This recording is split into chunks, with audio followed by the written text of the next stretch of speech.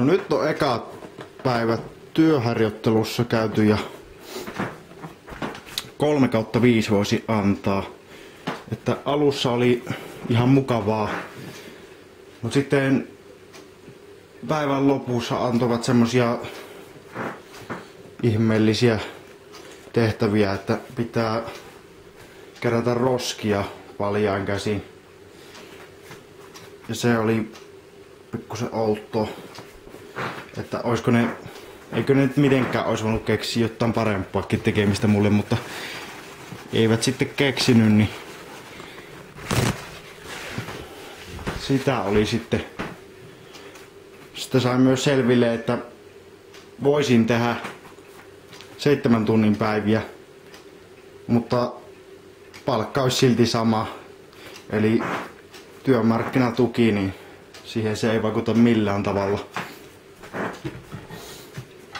Se on vähän sellaista, että ehkä 7 tunnin päivä olisi ollut kuitenkin semmonen järkevämpi.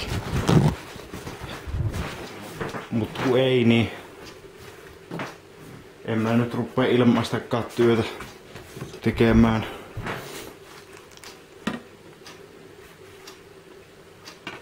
Testataanpas muuten vielä se energiapatukka, kun sitä ei ehtinyt syödä edes siellä.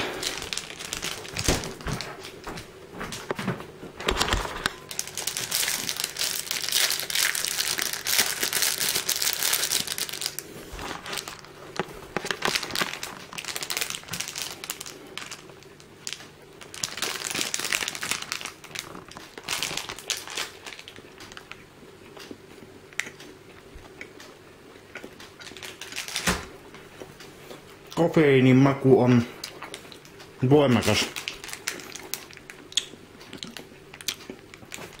Katsotaan paljon tuossa on kofeiinia. Cappuccino-murot 2%. No niin. Onhan siinä kahvia sitten reippaasti. Ja kofeiinia 25 milligrammaa.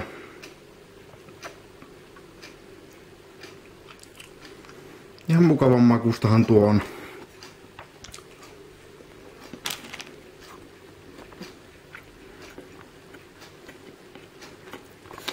On kyllä parempiakin patukoita syönyt.